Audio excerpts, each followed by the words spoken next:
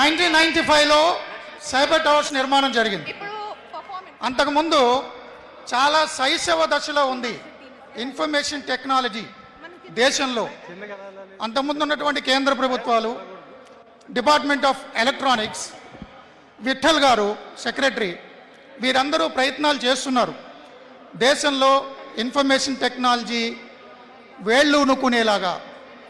But అప్పుడు satellite earth station అది ఉండేది కాదు, ఇంటర్నెట్ కూడా లేదు. అంతకంటే ముందు కేబుల్స్ ద్వారా ప్రోగ్రామింగ్ చేసేవారు administrative staff college of India. ఆ తర్వాత మనందరికీ గ్రాటిట్యూడ్ ఇప్పుడు సిబిఎన్ గారికి ఎలా చెప్తున్నారో మనం చెప్పుకోవాల్సిన gratitude software technology parks of India దేశంలో అనేక నగరాల్లో ఇప్పుడు ఏర్పాటు చేసినప్పుడు ముంబైలో, నోయిడాలో, గాంధీనగర్లో, బెంగళూరులో, చెన్నైలో అన్ని చోట్ల ఏర్పాట్లు చేస్తున్నప్పుడు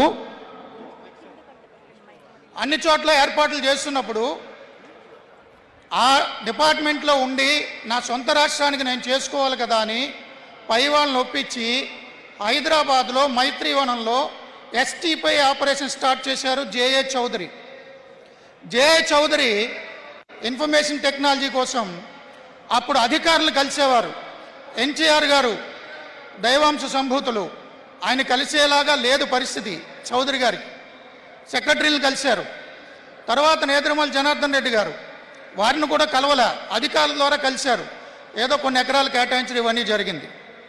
కానీ చంద్రబాబు నాయుడు గారు సీఎం అయిన తర్వాత జేఏ చౌదరి గారికి ఫోన్ వచ్చింది, వచ్చి సీఎం గారిని కలవండి అని. ఇతర రాష్ట్రాల్లో ఎస్టీపీ అధికారులందరూ కూడా ఆయా ముఖ్యమంత్రిని కలవడం కాదు, అధికారులను కలవడానికే ప్రయత్నాలు చేసి ఏదో రకంగా ఏర్పాట్లు చేసేవారు.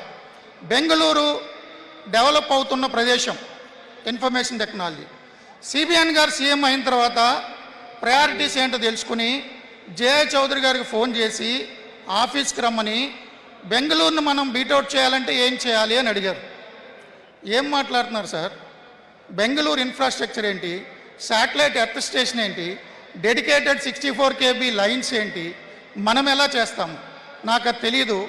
నువ్వు రోజు అరగంట ఇక్కడికి వచ్చి వెళ్ళు, మా అధికారులు కలువు, మీకేం కావాలి, ఏం కావాలో నోట్స్ ప్రిపేర్ చేసుకుని ఎవ్రీడే ఫాలోఅప్ చేసి హైదరాబాద్లో లోకల్ ఐటీ కంపెనీలు ఉన్నాయి కానీ నేషనల్ వైడ్ ఉన్న ఐటీ కంపెనీలు కావాలి.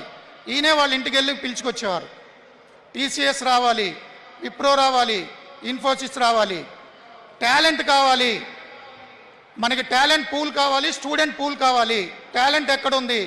అప్పటికే తెలుగు వాళ్ళంతా కూడా ఎక్కువ మంది సాఫ్ట్వేర్ ఇంజనీర్లు అమెరికాలో ఉన్నారు.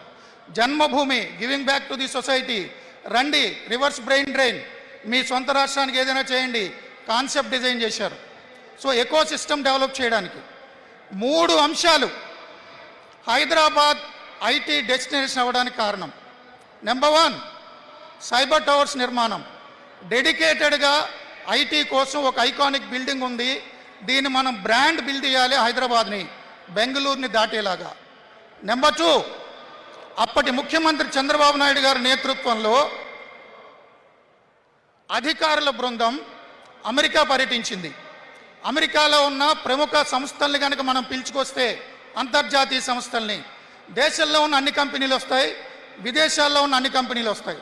సో హైదరాబాద్ బ్రాండ్ బిల్డింగ్ గురించి ఆయన ప్రిపేర్ అయ్యి అమెరికాలో, న్యూయార్క్లో పార్కింగ్ కూడా ఉండని ప్రదేశాలకి నడుస్తూనే తోవలో రణదీప్ సుధాన్, జేఏ చౌదరి లాంటి అధికారులతో ఆయన ప్రజెంటేషన్ చేసుకుని బిల్ గేట్స్ అపాయింట్మెంట్ తీసుకుని మైక్రోసాఫ్ట్ ఇక్కడికి రావడానికి ఒప్పించి చాలా పాటలు పడి తన ఫైల్స్ తను మోసుకొని మైక్రోసాఫ్ట్ హైదరాబాద్లో స్టార్ట్ చేయడం బ్రహ్మాండమైనటువంటి మైల్ స్టోన్ హైదరాబాద్ ఈ స్థాయికి ఎదగడానికి. మైక్రోసాఫ్ట్ వచ్చింది, మనం ఎందుకు రాకూడదని ఇతర కంపెనీలు వచ్చేలాగా. తర్వాత బిల్ క్లింటన్ అమెరికా అధ్యక్షుడిని హైదరాబాద్ పిలిపించడం, ఇవన్నీ పిలిపించి అప్పుడున్నటువంటి ఇతర కంపెనీలను అట్రాక్ట్ చేసి, సార్ మేము ఎక్కడో బాంబే వెళ్తాం, బెంగళూరు వెళ్తాం, మేము హైదరాబాద్ వస్తే మాకేంటి, హైదరాబాద్లో ఏముంది, బాంబేలో దిగాలి మళ్ళీ హైదరాబాద్ రావాలి, డైరెక్ట్ ఫ్లైట్ లేదు కదా, డైరెక్ట్ ఫ్లైట్ వేద్దాం. సార్ ఆక్యుపెన్సీ లేకపోతే ఫ్లైట్ ఏజెన్సీలు ఒప్పుకోవు, సగం టికెట్లు నేను కొంటా, గవర్నమెంట్ తరపున ఆక్యుపెన్సీ సగం టికెట్లు నేనే కొంటా, రండి.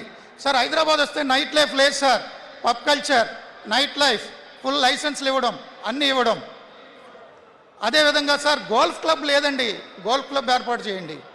అన్నిటికంటే ముఖ్యం హైదరాబాద్ ఏంటి స్పెషాలిటీ, చంద్రబాబు నాయుడు గారు ఎంత కేర్ తీసుకున్నారంటే హైదరాబాద్ వస్తే మల్టీనేషనల్ కంపెనీలు వాళ్ళు ఇక్కడ ఏం చేయాలి, ఇక్కడున్న కూజిన్ ఏంటి, హైదరాబాద్ బిర్యానీ, దాన్ని కూడా ప్రమోట్ చేయండి. సార్ మనం ఒక స్టూడెంట్ పూల్ తయారు చేయాలి, ఐటీ ఎక్స్పర్ట్స్ తయారు చేయండి. మనకి ఐఐటీలు ఐఐఎంలు లేవు, IIIT ఒకటి ఏర్పాటు చేస్తే బాగుంటుంది. ల్యాండ్ ఇస్తా తీసుకోండి సార్, ల్యాండ్ ఇస్తే కన్స్ట్రక్ట్ చేయడానికి ఎన్నేళ్ళు పడుతుంది, రెడీగా ఉన్న బిల్డింగ్స్ తీసుకోండి, మొత్తం సిటీ అంతా తిరగండి, ఎక్కడ గవర్నమెంట్ బిల్డింగ్స్ ఉన్నాయో నాకు చెప్పండి అన్నారు.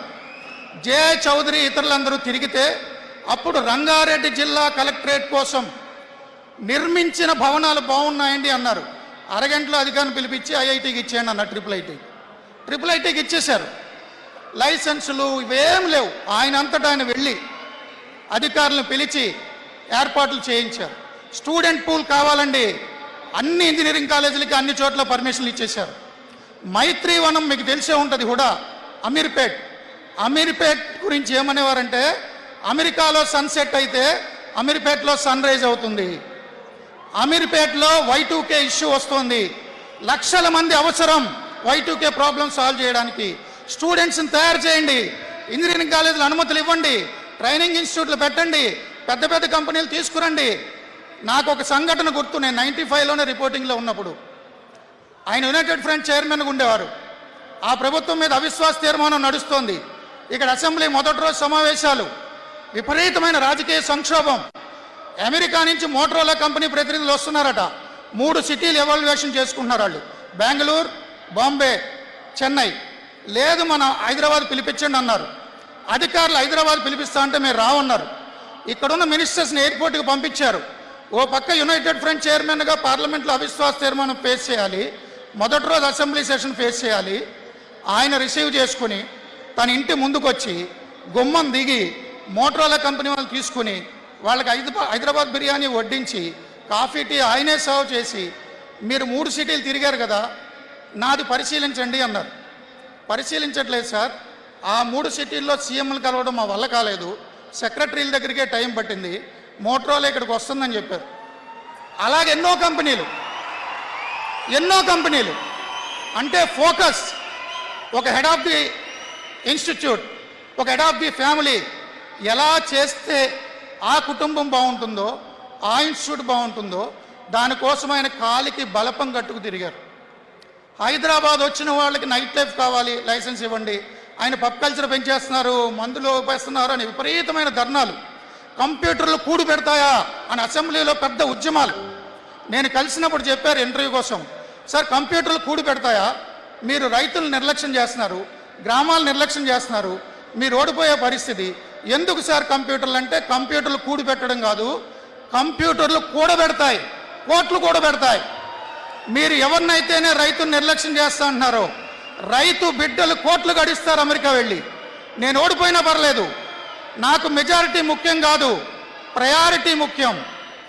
నా భవిష్యత్తు తరాలు, నా బిడ్డలు, తెలుగు జాతి బిడ్డలు విదేశాల్లో జెండా ఎగరేస్తారు, కోట్ల రూపాయలు సంపాదన చేస్తారు, ఆంధ్రప్రదేశ్ అభివృద్ధి చెందుతుంది. ఒక సాఫ్ట్వేర్ ఇంజనీర్ ఉన్నా అంటే 3 ఉప ఉంటారు. అంటే ఇప్పుడు 7 లక్షల మంది హైదరాబాద్లో ప్రత్యక్షంగా ఉద్యోగం ఉంటే 21 లక్షల మంది పరోక్షంగా లబ్ధి పొందుతారు.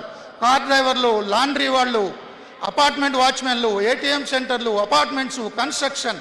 సో చంద్రబాబు నాయుడు గారి విజన్ నాకు తెలుసు. ఆయన ఓడిపోయినా కానీ తెలుగు జాతిని గెలిపించాలనుకున్నాడు. ఆయన పాలసీలన్నీ నాకు తెలుసు. అమరావతి సిటీ గురించి కూడా అదే ప్లాన్ చేశారు. ఓకే, టైం అవుతున్నట్టుంది, నెక్స్ట్ మనం అమరావతి గురించి మాట్లాడుకుందాం. Thank you.